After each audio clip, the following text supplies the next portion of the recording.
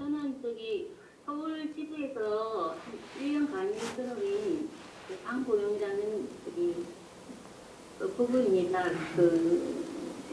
오늘 수련회는 유튜브를 듣다가 이제 제가 좀 질문이 있어서 이제 지금 줌으로 급히 갈아탔는데 제가 이제 1년 강의를 사실은 불교공은 처음이었고 이제 들으면서 이제 제가 이제 불교가 그 뭐라 그러나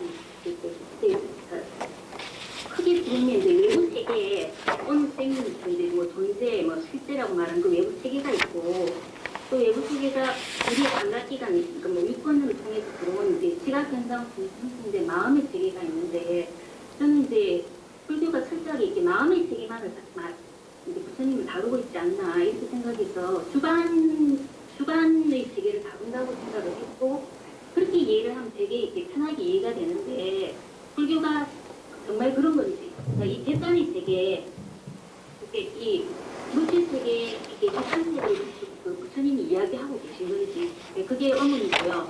두 번째는 이제 오늘 강의에서 아까 양자 역할을 하시면서 그러니까 양자라는 하나의 대상이 있고 그 대상이 특성에 의해서 양자 특성이라는 그 특성에 의해서 이제 어떤 결과가 정해지는데 이게 이제 선생님이 그때 이게 대상을 객관, 실제, 뭐 존재 이런 개념으로 대체하고 양자 특성을 주관, 인식 구조 이런 개념으로 대체시키면서 이 물리학이란 저는 이제 이 객관 세계는 물리학이나 과학의 영역이고 불교는 철저하게 사람의 그러니까 인간의 지각 활동 이후에 마음 생각을 다루는 뭐 내과학이나 어떤 신분석 이런 쪽 영역이 아닌가 이런 쪽에 가깝다 이렇게 해석했는데 오늘 이제 이게 주관과 객관이 서로 이제 상호작용을 하긴 하는데 이게 이 부분이 이제 또 이게 상호작용을 어떻게 했을까 지나치게 이제 나아가면 주관이 또 이게 객관을 상당히 결정하는 그런 부분 이제 예를 들어서 눈앞에 나무가 있는데 내 개념이 저는 없는 거라고 생각하면 앞에 눈앞에 있는 거치고 있는 이 실제한 나무가 없는 것처럼 보이는 이건 굉장히 그런 선생님도 아니고 아주 같은 그런 해석을 나올 수 있는 부분이 있는데 오늘 제가 이제 아까 양자역학 강의에서 이 대상과 이렇게 특정의 문제를 객관과 주관, 존재와 인식의 문제로 이렇게 똑같이 이제 이렇게 대치시키는 그런 케이스는 들었어요.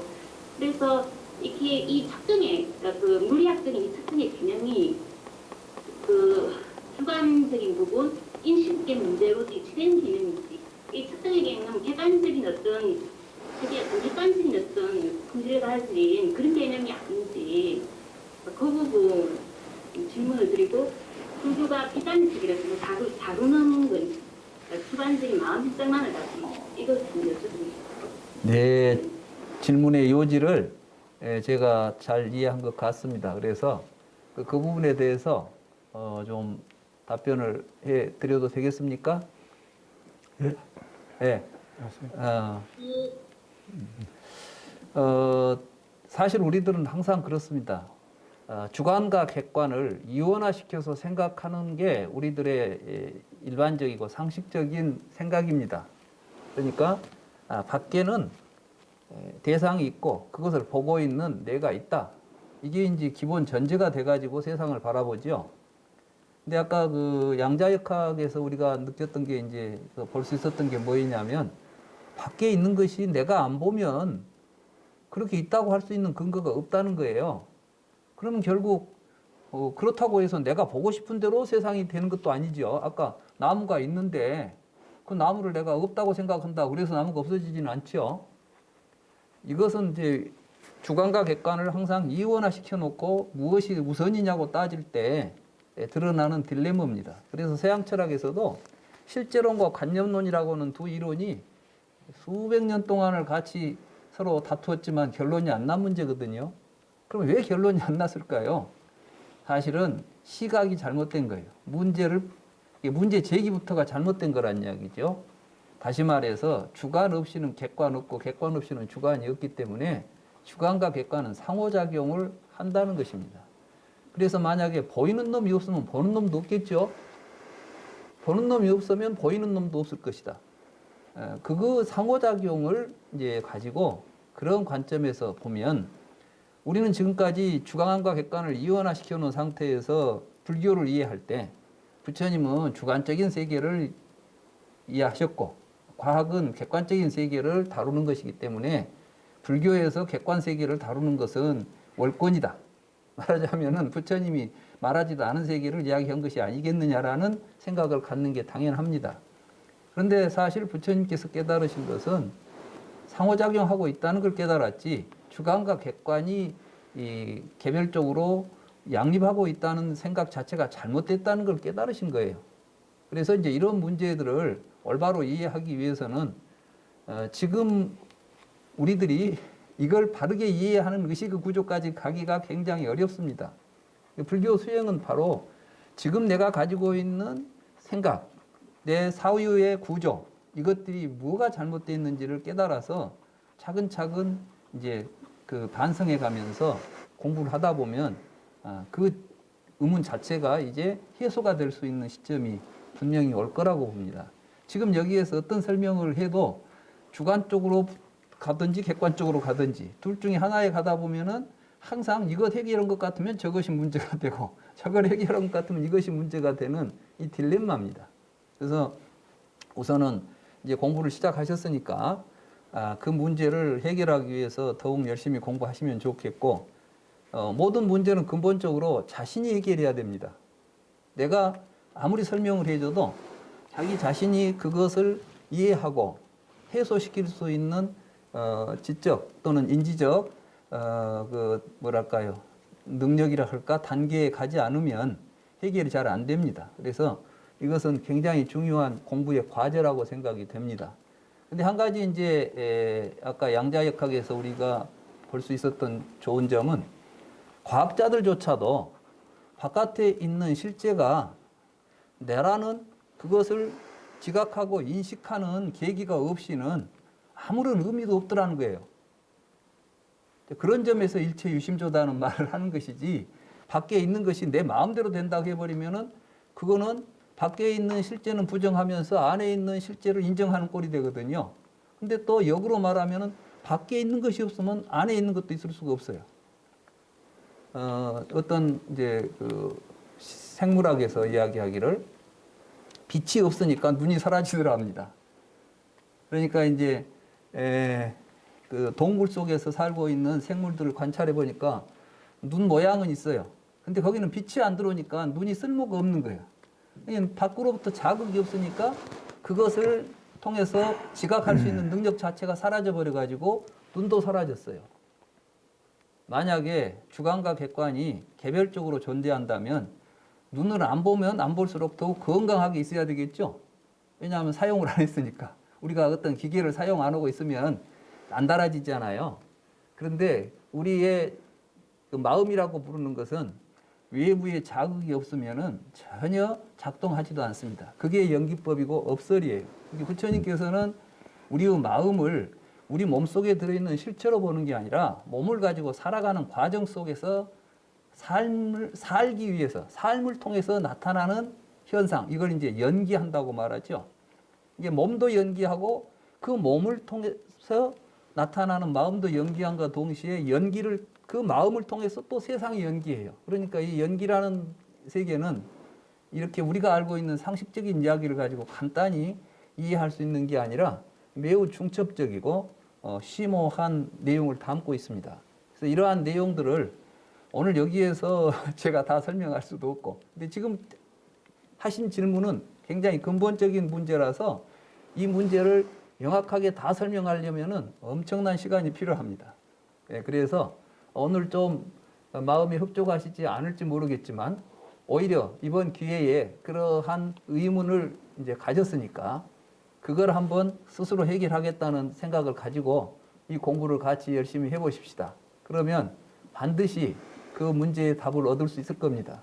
그 문제의 답을 얻으신 분들이 여기 주변에 우리 도반님들 가운데는 많이 계십니다. 그러니까 안심하시고 앞으로 더 열심히 공부에 참여해 주시면 고맙겠습니다. 네, 장 교수님. 지금 말씀하신 뭐 저기 불교적인 설명이 있었는데 보충해서 과학 쪽에서도 말씀을 드려보겠습니다. 자, 그러면 우선은 저는 근대 물리학하고 그러니까 뉴턴 물리학하고 현대 물리학의 근본적인 차이가 사실은 주관이 개입하는 객관 세계, 주관에 의해서 나타나는 객관 세계라고 하는 점에서 큰 차이가 난다고 봅니다. 그러니까 가령 근본경전에서는 부처님이 안이 있고 색이 있고 안과 색의 화합에 의해서 안식이 있다고 그렇게 말씀하셨어요. 그래서 안식에 의해서 우리는 대상을 파악한다라는 말씀을 하셨는데 이 말을 보면은 그러니까 지금 구조를 제가 비유하려고 이 말을 먼저 하는 겁니다. 안이 있고 색이 있어서 안식이 있어. 그런데 그러면 안이 없다면은 색이 있느냐? 우리가 여기서 색이라고 하는 것은 안과 안식에 의지해서 색이 있는 거가 됩니다. 안은 그러면 나의 눈은 색이 없어도 나의 눈이 있느냐? 그건 눈이 아니에요.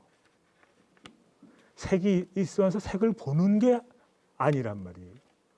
그래서 아니라는 말을 하자마자 바로 그 자리에서 색이라는 것은 그건 전제를 하는 겁니다. 색을 전제할 뿐만 아니라 안식을 전제하는 걸지도 몰라요. 그래서 안과 색과 안식이라고 하는 그 삼자가 있을 때 이게 결코 독립적일 수가 없습니다.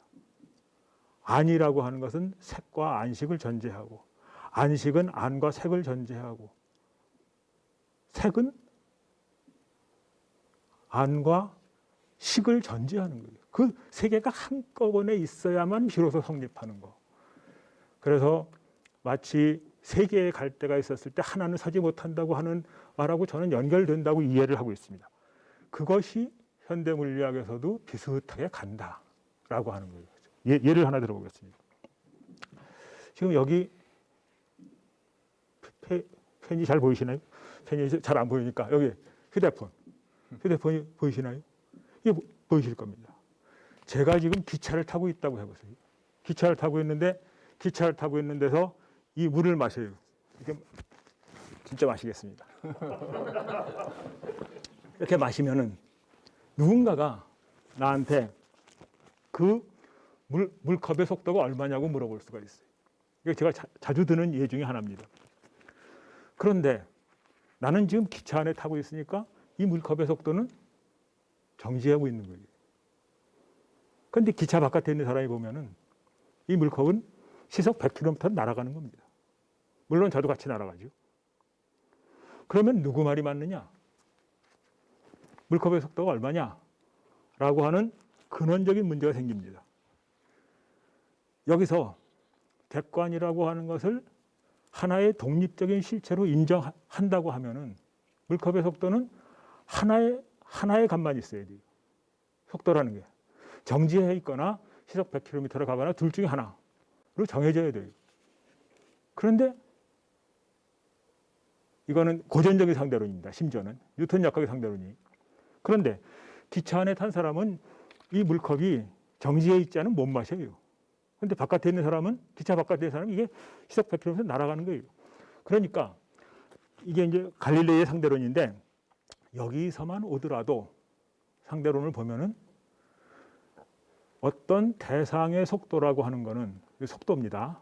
물리학의 한 개념 중에 하나는 속도라고 하는 것은 누가 그 대상을 관측하느냐에 따라 달라집니다. 근데 이게 기차 타고 가는 아주 특별한 예냐, 특별한 예만 한정되는 거냐? 그게 아니에요. 지금 이 지구는 태양주위를 1년에 한 번 공전합니다. 근데 태양하고 지구 사이의 거리가 빛으로 500초 걸리는 거예요. 빛은 1초에 30만 킬로미터를 갑니다. 그러니까 어마어마하게 먼 거리예요. 그 거리를 1년 동안 한 바퀴 돌려고 하면은 초속 30km로 지구가 달려갑니다. 초속 30km면 얼마나 빠르냐 하면은 여기서 지금 제일 멀리 계신 분이 부산에 계신 분이라고 하면은 여기서 부산까지 15초면 충분히 가요. 15초. 대전까지는 5초면 가고. 그런 속도로 날아간단 말이에요. 그러니까 제가 기차의 예를 든 게 아주 특별한 예가 아닙니다, 사실은. 우리는 매 순간 매 순간 이렇게 초속 30km로 우주 공간을 날아가는 그 지구 위에 있어요. 그러니까 만약 지구 바깥에 누군가가 보면은 이 물컵은 초속 30km 날아가는 거예요. 근데 우리는 이걸 정지해 있다고 보는 거예요. 왜 정지해 있다고 보느냐? 태어나면서부터 지금까지 한 번도 이 땅바닥을 떠나본 적이 없어. 언제나 나랑 같이 움직였어. 그러니까 우리는 정지했다고 보는 거예요. 다만 우리가 정지해 있다고 볼 뿐이지 이거는 정지해 있는 거가 아니에요. 내가 볼 때 정지하고 있는 거예요. 그러니까 여기에 어떤 이 물건이 있다. 그거는 내가 보는 물건이에요. 그냥 그 자체의 속성에 의해서 그냥 드러나는 거가 아닙니다. 다시 말하면은 이건 고전 물리학의 얘기입니다. 고전 물리학의 상대론입니다. 아인슈타인의 상대론도 아니고 고전 물리학의 상대론에서조차도 누가 대상을 관측하느냐에 따라 대상은 달라져요.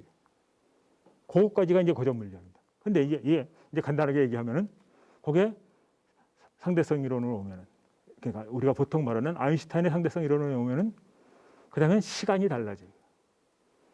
시간과 공간이 함께 엉클어지는 고전 물리학에서 모든 사람한테 시간은 똑같습니다.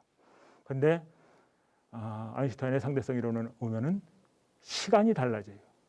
시간이 달라지고 시간과 공간이 서로 엉키게 됩니다. 그러니까 사실 주관과 객관 사이에 이게가 엉켜 있다고 하는 건 고전 물리학의 상대론에서도 시작이 됐습니다. 그거는.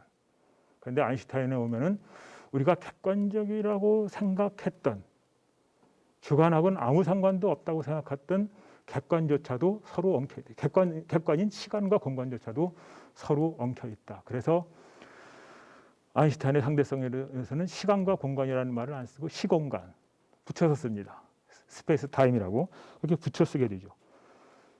현대 물리학의 뭐 이제 특상대성 이론이나 일반 상대성 이론 얘기는 그 다음에 다시 하기로 하고 현대 물리학의 또 다른 축인 조금 아까는 이제 상대론을 얘기했습니다. 그 아인슈타인 상대론은 얘기하지도 않았지만 그 양자역학에 오면은 이제 보다 더 아까 말씀을 드렸지만 보다 더 근원적으로 대상을 측정한다는 것이 뭐냐라고 하는 문제가 아주 근원적으로 드러나게 됩니다.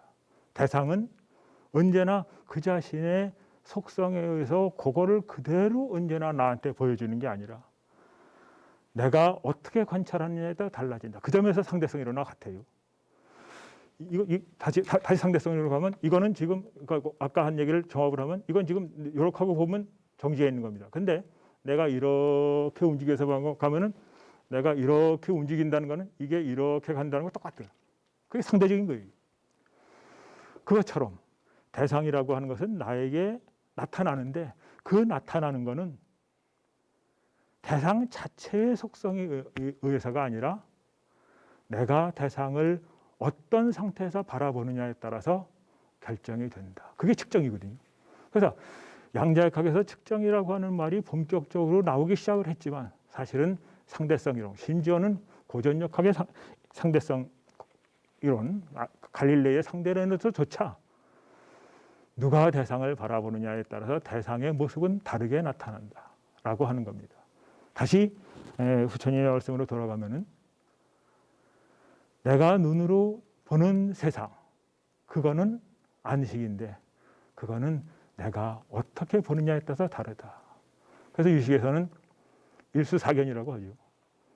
하나의 물을 보는데 천상의 천인이 보면은 아름다운 보석으로 보이고 물고기가 보면 집으로 보이고 내가 보면은 마시는 물로 보이고 아기가 보면 고름으로 보인다. 이게 상대성 이론이 얘기하는 거예요. 대상이라고 하는 것은 그 자체의 속성이 정해져 있는 게 아니에요. 그러니까 근원적으로 보면은 사실은 무아죠. 그 무아의 존재가 나하고 어떤 관계를 맺느냐, 불교적으로 말하면 어떤 연기적 관계에 있느냐에 따라서 나에게는 그것이 정지해 있는 걸로도 나타나고 빠르게 움직이는 걸로도 나타나고 더러운 걸로도 나타나고 깨끗한 걸로도 나타날 수 있고 좋은 걸로 나타날 수 있고 나쁜 걸로 나타날 수 있고 그래서 그 자체라고 하는 것은 그냥 아무것도 없는 겁니다. 공입니다. 나하고 어떤 관계를 맺느냐, 관계의 맥락이 뭐냐에 따라서 나에게 그렇게 드러나는 거다. 그러니까 이게 물이 아니에요. 그렇게 보면 물처럼 나한테 보이는 거지. 이게 정지하는 게 아닙니다. 정지해 있는 것처럼 나한테 보이는 거. 그래서 그 물리학에서 이야기하는 그런 이야기들이 사실은 비슷한 맥락에서 부처님도 근본경전에서 다 말씀하셨던 거다라고 이해할 수 있을 것 같습니다. 예. 네. 방금 우리 양행진 교수님께서 이제 주관적이라고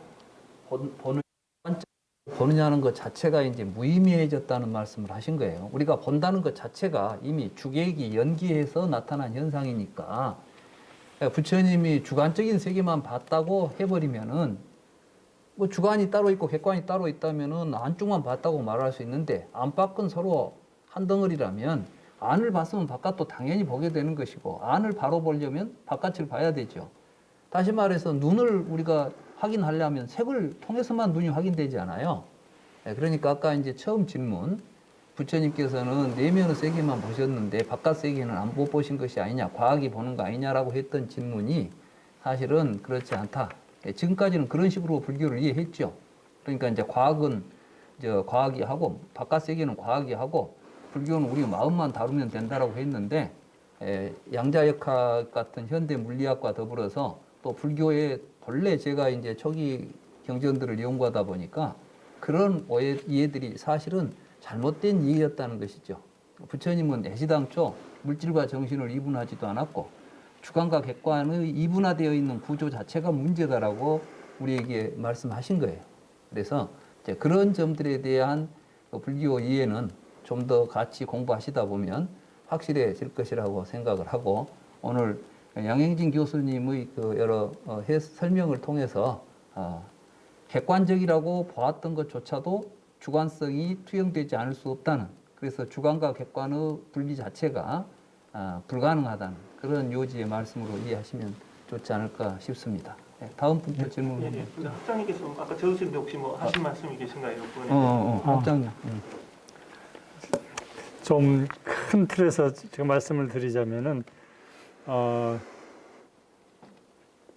현대 어떤 그 첨단 그 물리학이라고 할 수 있는 양자역학이 밝히고 있는 그 물리 세계의 현상들에 대한 얘기하고 이제 불교부터가 밝힌 연기법이 근본적으로 같은 통찰을 하고 있고 내면적으로 상통하고 있다라고 하는 그 말씀을 하고 계시는데 이제 아마 저를 비롯한 다른 분들도 비슷한 생각을 가지고 있을 거예요.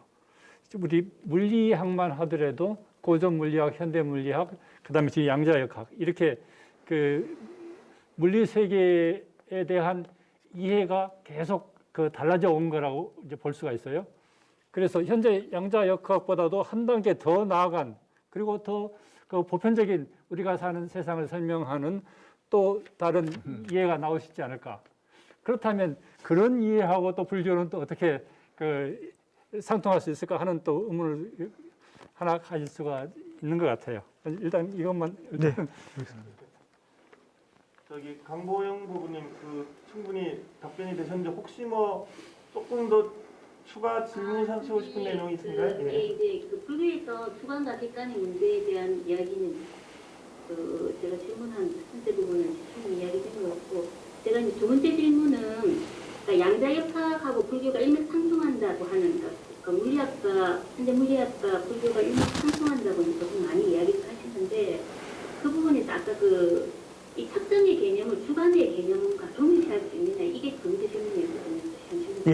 예. 예를 들어서 이 아까 그 뭐 상대성 이론을 할 때 이 특정 관찰하는 사람의 주체에 따라 뭐 사항에 그 기차안에 있는 사람 그 운동을 관찰할 때하고 기차 밖에 있는 사람이 일정한 속도를 달리는 기차 속에서 운동을 볼 때하고 이게 관측자의 위치에 따라 다른다. 그러니까 누가 관측하느냐에 따라 다르다. 또 양자역학에서 그 양자 측정을 할 때 이 측정이라는 이 개념이 우리가 생각하는 인식의 주체처럼 인간이라든지 인식 주체라든지 이런 인식의 주체의 개념이 아닌 것 같거든요. 물리량을 말하는 거고 시공간에서 어떤 시간 공간이라는 그 어떤 물리적 어떤 양을 말하는 물리적 주체, 물리적 지점을 말하는 거지 그것이 그 우리가 이제 그 불교에서 말하는 주관과 객관이 주관이 아닌 것 같아요. 그러니까 물리학이라는 건 철저하게 거기서 예를 들어서 관측자와 관측 대상과 관측자 할 때는 둘 다 뭐라 그러나 이렇게 저희가 분리할 때 객관적 세계의 영역 그러니까 물리량을 갖는 이야기인 거지 그게 저희가 생각하는 이런 주관적인 어떤 주체, 인식 주체 이런 개념이 아닌 것 같아요. 그래서 물리학의 이야기를 고스란히 이렇게 뭐라는 이런 철학의 이런 영역으로 그대로 농구로 가져올 수 있느냐 이게 두 질문이거든요. 그러니까 물리학의 특성의 개념이 또 저희가 말하는 인식의 문제, 마음의 문제 이거 그 인식 주체 이 문제랑 동일한 개념인지 그걸 묻고 싶어요. 제가 물리학을 모르니까 알겠습니다. 아까 제가 그 예로 들었던 거가 사실은 그 스핀 전자의 스핀이라고 하는 걸 가지고 얘기한 건데 스핀을 뭐 지금 설명할 수는 없고 가령 요 물통 화면에 나오니까 이제 물통 하나를 보겠습니다. 그러면은 양자역학에서 측정은 어떤 거냐면은 측정을 이 물통의 모습이 물 하나가 있느냐 여기 잔글씨가 있느냐 큰 글씨가 있느냐를 측정하는 하나의 방법이 있고 뚜껑이냐 바닥이냐라고 하는 측정하는 두 가지 한 물체에 대해서 이 한 물체에 대해서 두 가지 방법이 있는데 양자역학의 측정은 이렇습니다. 내가 이 큰 글씨를 보려고 하느냐 작은 글씨를 보려고 하느냐라고 하는 방법으로 실험 장치를 만들어 놓고 이걸 측정을 하면은 큰 글씨가 나타나거나 작은 글씨가 나타납니다. 그런데 뚜껑이냐 바닥이냐를 측정하려고 하는 마음을 먹고 측정을 하면은 뚜껑이나 바닥에는 둘 중에 하나가 나타나게 됩니다. 하나의 전자에 대해서 좀 더 정확하게 말하면 스핀의 X방향을 측정하려고 하면 스핀의 X방향이 업인지 다운인지로 측정 결과가 나타나고 스핀의 Y방향이 업인지 다운인지를 측정하려고 하면 스핀의 Y방향을 측정하려고 하면 스핀의 Y방향이 업인지 다운인지 둘 중에 하나로 나타나게 됩니다. 다시 말하면은 내가 뭐를 보려고 하느냐라는 의도가 측정 결과에 그대로 드러나는 거죠. 그거는 사실은 우리 생활에서도 마찬가지예요. 어떤 저 사람을 관측하는데 저 사람이 대학을 나왔느냐 안 나왔느냐를 물어볼 수도 있고 그 사람에 대해서 그 사람이 좌파냐 우파냐를 물어볼 수도 있죠. 그런데 양자역학에서 똑같이 이런 일이 생기는 거예요.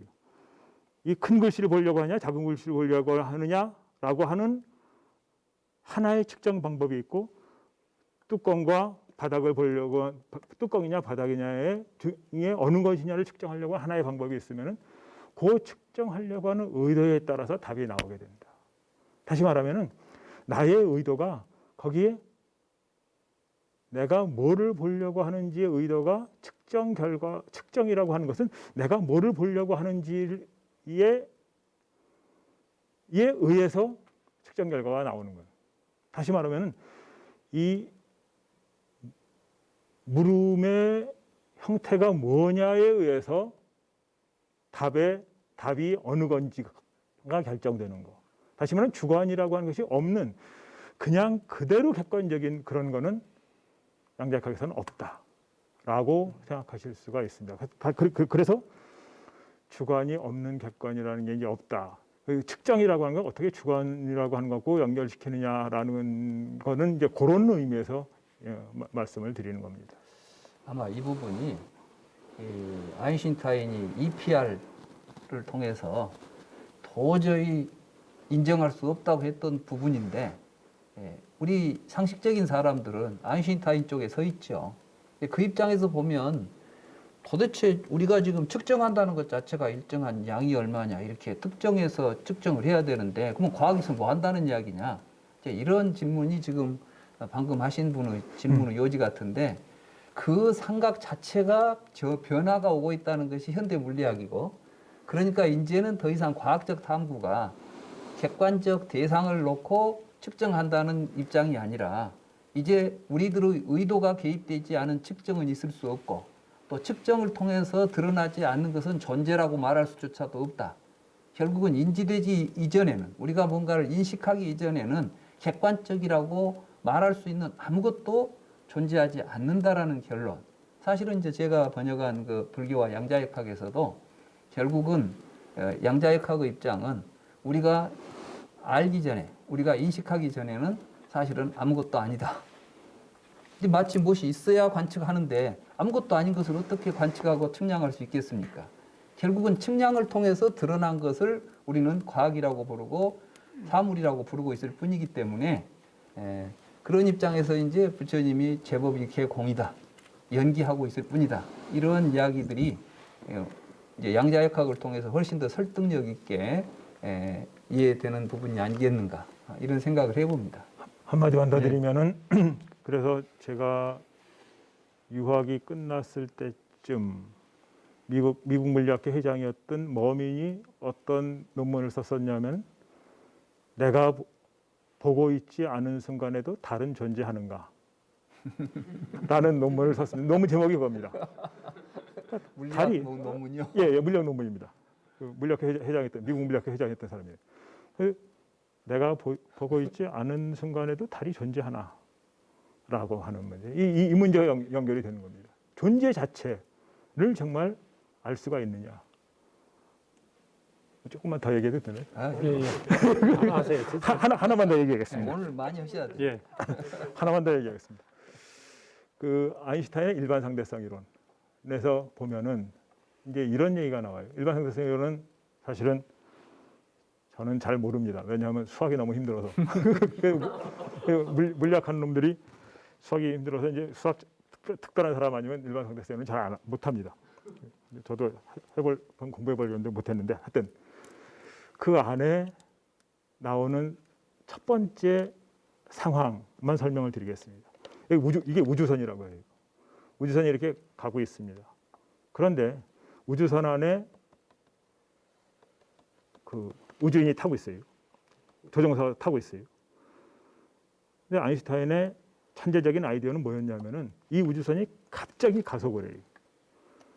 갑자기 가속을 하면 이 조종사가 뒤로 몸이 쏠리는 그런 느낌을 받게 될 겁니다. 근데 그게 아니라 우주선은 가만히 있고 여기 갑자기 커다란 천체가 나타나. 그럼 이 천체가 우주선 안에 있는 우주선을 끌어당기기 때문에 이 사람이 뒤로 밀리게 될 겁니다. 그때 이 조종사는 자기 뒤에 커다란 천체가 와서 자기 몸이 뒤로 쏠리는지 아니면 자기 우주선이 급속히 가속을 하기 때문에 자기 몸이 뒤로 쏠리는지를 어떻게 구분하는가? 아인슈타인은 그때 이거는 어떠한 물리적인 실험 장치를 쓰더라도 구분할 수 없다라고 생각했어요. 그게 이제 일반상대성의 출발점입니다. 제가 이제 출발점만 아는 거예요. 그러니까 보세요. 내가 이 우주선이 빨리 가속을 해서 내가 몸이 뒤로 처지는지 커다란 천체가 뒤에 와서 내가 몸이 처지는지는 절대로 알 수가 없다. 이것이 일반상대성의 출발점입니다. 그래서 중력과 가속도가 동일하다라고 하는 것이에요. 그러니까 중력에 관한 모든 효과는 전부 가속도에 관한 효과를 다 바꿀 수가 있어요. 가속도에 관한 효과를 다 바꾸는 것이 이제 수학적으로 어려워요. 거기서 이제 수학의 늪에 들어가는 겁니다. 그래서 결론이 딱 나오면은 이 결론은 쉽죠. 그래서 가속하는 물체에서는 언젠가 여기 이제 강의를 하게 되면 그 결론은 제가 말씀을 드릴 수 있습니다. 가속하는 물체에서 보면 빛이 휘어진다. 가속하는 그런 계에서 보면 빛이 휘어지게 돼 있어요. 그런데 가속이라는 건 조금 아까 중력하고 효과가 똑같다고 했으니까 그러면 중력이 강한 데서도 빛이 휘어질 거다. 아인슈타인의 생각이 그거예요. 천재죠. 그럴 때 이 두 개를 같다고 보는 거예요. 그러니까 천체가 있느냐, 내가 가속하느냐. 그거 뭐 같다라고 하는 거는 뭐냐 하면은 나에게 나타나는 효과만 보겠다는 거예요. 결국은. 객관적인 실체가 우리는 항상 있다고 믿었지만 그거 아니다. 아인슈타인은 그렇게 생각한 거죠. 일반상대성 이론에서.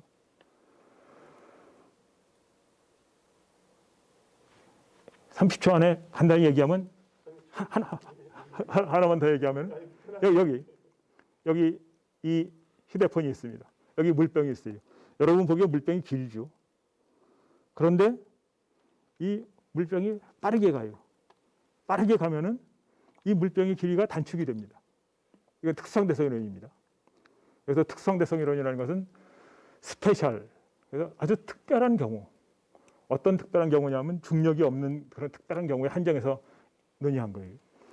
그래서 이게 빨리 가고, 이건 전기에 있으면 이게 빨리 가면은 이게 긴 길이가 이 짧은 길이 안에 들어갈 수가 있어요.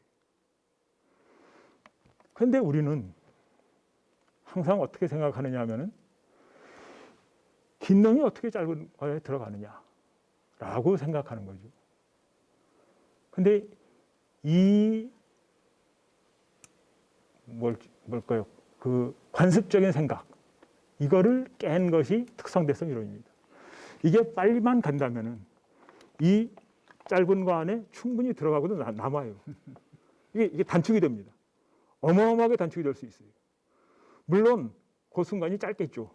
그렇지만 안에 들어가요. 이것이 특성대성이에요. 그러니까 대상의 상태가 뭐냐?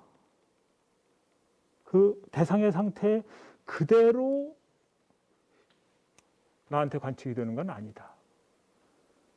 나하고 대상 사이에 어떤 관계의 맥락이 맺어지느냐에 따라서 내가 관측하는 대상은 그 맥락에 의해서 자신의 모습을 드러낸다라고 하는 것이 특성대성 이론입니다. 그러니까 현대 물리학을 전반적인 그 고전 물리학과 구별되는 특징이라고 하는 것은 이렇게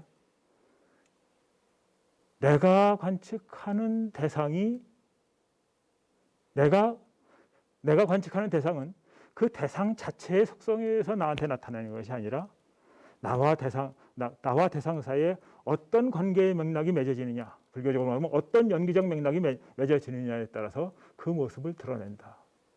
그것이 현대 물리학의 특성이라고 줄여서 이야기할 수 있을 것 같습니다. 네, 저도 한마디. 저는 그 일반 상식적인 사고를 하는 사람의 입장에서 지금 그 말씀에 대해서 약간의 그 남는 의문을 말씀드릴까 싶습니다. 어떻게 측정하느냐에 따라서 측정의 결과가 달라진다. 보는 사람이 무엇을 보려고 하느냐, 보려고 하는 의도에 따라서 다르게 보여진다. 그건 충분히 다 이해할 수 있고 우리가 실제로 경험을 통해서 확인할 수 있습니다. 그럼에도 불구하고 아까 내가 달을 보고 있지 않더라도 달이 존재하는가라고 하는 그 논문을 쓰신 분도 있었다고 하는데, 저 직접적인 그 삶의 체험 속에서 제가 군대 가면 세상은 안 돌아갈 줄 알았어요. 커다란 문제가 생길 줄 알았는데 내가 군대 가서 죽도록 고생하고 있는데 남은 사람들은 평화롭게 아무런 일도 없듯이 잘 살아가고 있다고 하는 엄연한 현실. 설사 내가 죽더라도 이 세계는 계속 지속될 게 아닌가. 그러니까 나에게 다르게 인식되고 보는 사람에 따라서 뭐 그 다른 결과가 나타날지라 할지라도 그 자체가 영원히 변하지 않는 본질적인 속성은 없다고 할지라도 엄연한 현실 그 자체를 우리가 부정할 수는 없지 않을까라고 하는 그 상식적인 질문을 한번 던져봅니다. 우선 농담부터 얘기하면은 군대에 가셨기 때문에 세상이 그대로 잘 유지가 된 겁니다. 그리고 나하고 아무 상관도 없는 객관적인 세계, 그게 나한테 무슨 의미가 있는가라고 하는 것이 사실은 나한테는 의미 없을 수 있지만은 예. 나한테는 의미 없었지만 그래도 뭔가 계속 지속되고 있다고 하는 것은 예. 우리가 확인할 수 있지 않습니까? 그런데 나의 감각에 나타나지 않는 세계라는 것이 뭐가 있는가? 그거는 생각해 볼 수 있을 것 같습니다. 세계라는 것이 나의 감각이 만들어낸 거다라고 하는 거는 부정할 수 없지 않느냐. 내가 군대를 가서 세상이 잘 돌아갔다 하더라도 예. 예. 제 생각을 좀 말씀드리면 우리 학장님께서는 이제 학장님 세계만 갖고 있는 거예요. 세상은 학장님만 보고 있는 세상이 아니거든. 그래서 뭐 사실은 뭐 내가 죽어도 다른 사람들은 다 그래 보고 있어요. 중요한 건 뭐냐면 나와 상관없이 있었던 세계가 아니었다는 거예요. 사실은 우리 학장님이 그때 이제 예를 들어서 대학 때니까 데모하다가 군대 안 가고 막 데모를 해가지고 뭔 일 했다고 합시다. 에이, 내가 한 몸 죽고 말자 해가지고 총 들고 가서 독재자를 죽였다고 해봅시다. 그러면은 군대 갔냐 안 갔냐에 따라서 세상이 달라져 버리는 거예요. 그렇잖아요. 그러니까 무관했지 않았어. 아까 그랬잖아요. 우리 양 교수님께서 그 군대 갔으니까 무사했다고 세상이. 사실 우리는 나와 상관없이 세계가 돌아가는 것 같아도 나와 상관없이 돌아가지 않습니다. 이 세상의 모든 존재는 아무 상관없이 존재하는 것이 아니라 모두 상관을 가지고 존재한다는 거예요. 근데 그것이 미미하게 보이기 때문에 크게 안 보이는 것이죠. 예를 들자면 전에 제가 그거 한번 어디 유튜브인가 어디 보니까 어떤 여자가 이제 그 쇼를 해요. 근데 무슨 쇼를 하냐면은 처음에 큰 막대기를 하나 들고 와가지고 중심을 잡더라고요. 한 가운데다가. 그러니까 중심을 잡고 딱 막대기가 수평을 이뤘습니다. 근데 그 막대기에다가 또 중심을 잡아가지고 이렇게 이제 계속해서 막대기를 중심을 잡아가면서 구조물을 만드니까 마지막에는 이 깃털 하나를 올려서 중심을 잡더라. 그런 게 이제 여기다 이렇게 올리면은 이쪽이 좀 무겁겠죠. 그럼 여기다가 하나를 또 이 막대기를 하나 올려서 중심을 잡아요. 그럼 또 이 막대기를 중심 잡는 이거의 또 균형을 잡기 위해서 이쪽에다 이제 뭐 하나를 걸치고 하다 보니까 이 서 있는 사람을 중심으로 해서 상당히 큰 구조물이 만들어지는데 마지막에 중심 잡는 걸 깃털 하나를 올려놨더라고요. 그러고 나서 그 깃털을 훅 부니까 중심이 무너져가지고 이 전체가 와해돼 버렸어요. 그걸 보면서 우리는 마치 먼지 티끌 하나가 사라져도 이 우주는 존재할 것 같았는데 우리가 얼른 보면은 그 큰 구조물에 그 붙어 있는 그 깃털 하나가 날아간다고 해서 이 구조물이 무너지겠느냐고 생각했는데 그 하나가 사라질 때 무너지더라고요. 저는 그렇게 생각합니다. 모든 것은 서로 상호 간의 관계를 가지고 작용을 미치고 있고 이 우주 전체적으로 본다면 모든 것들은 상호적으로 존재하기 때문에 어느 것이 없어도 된다거나 뭐 그것만 있어야 된다고 하는 것은 없다. 이런 점에서 이제 모든 존재의 평등성 그리고 그런 평등성 속에서 우리 학장님이 군대에 갔지만 세상에서 사라졌든 안 했어. 군대라는 것도 세상 속에 있었던 것이고 군대에서 역할을 했던 거예요. 나와서 또 다른 역할을 하고 있는 것이지. 그런 의미에서 볼 때 제가 볼 때는 당연한 이야기를 하신 것이 아닌가 이런 생각도 들고 우선 저는 아까 그 우리 학장님 우리 양 교수님 말씀 가운데 관계라는 말씀을 자주 하셨어요. 그래서 이제 그 아까 상대성 시스템 이론에서도 시스템 이론의 핵심이 뭐냐면은 실체에서 관계로입니다. 우리는 지금까지 모든 걸 실체적으로 이해하려고 했어요. 그러니까 아까 주관과 객관도 주관적 실체, 객관적 실체. 그러니까 실체라는 개념은 철학적으로 규정하면 존재의 원인을 타자에게 갖지 않는 것이에요. 그러니까 그 자체로서 자기가 존재할 수 있는 이유를 가지고 있는 존재들을 실체라고 부르죠. 근데 그게 없다는 게 말하자면 객관적 실체, 그러면 주관과 상관없이 있는 것이죠. 내가 안 봐도 있는 달이에요. 근데 내가 안 보는 달은 내가 보는 달이 아니기 때문에 내가 알고 있는 달이 아니에요. 다른 사람이 보고 있는 달이 내가 보는 달하고 똑같을 거라고 생각하십니까? 아닙니다. 나는 시력이 다르고 또 내가 보고 있는 내 시각 능력이 틀리니까 나는 둥그렇게 누렇게 보고 있는 달이 다른 사람은 나보다 덜 누렇게 볼 수도 있고, 근데 전부 다 똑같은 달을 보고 있다고 생각하죠. 그렇잖아요. 그리고 심지어는 달의 존재 자체를 의식하지 못하는 것도 있어요. 그러면 제가 이제 그런 이야기를 한번 신문에서 읽었는데, 어떤 편충이라고 하는 곤충은 지렁이 비슷하게 생겼대. 선형이라고 한형이라고 합니까? 이런 동물인데 촌충. 근데 이게 빛을 쬐어주면 맛을 느낀다네요. 우리는 뭐 빛을 보면 노랗다, 빨갛다, 파랗다 그러는데 그 녀석은 쬐어주면 달다, 쓰다, 맵다 이러고 있다는 거예요. 그러면은 그 빛의 자극을 통해서 밖에 있다고 지각하는 내용이 과연 맛입니까, 색입니까? 지렁이에게는 맛이고 우리에게는 색인 거예요. 우리는 그걸 객관이라고 부르고 있는 것이고, 그렇다고 해서 그것이 뭐 없냐 있냐를 떠나서, 그러니까 이제는 밖에 있는 것을 보냐 없는 것을 보냐, 이것은 우리가 논의할 문제가 아니에요. 불교에서는 그래서 유무 이것을 가지고 있다 없다를 논의하면은 단견, 사견, 변견 이렇게 부르죠. 이러한 견해를 떠나서 연기 구조 속에서 드러나고 있다는 사실을 이야기해요. 그러니까 무엇이냐가 아니라 저것이 저렇게 보이는 것은 어떤 관계에서 일어나느냐를 보는데 주력해야 된다. 그러니까 밖에 뭐가 있냐 이렇게 묻는 것이 아니라 저렇게 보이는 것은 어떤 조건 때문에 저런 것들이 보이느냐.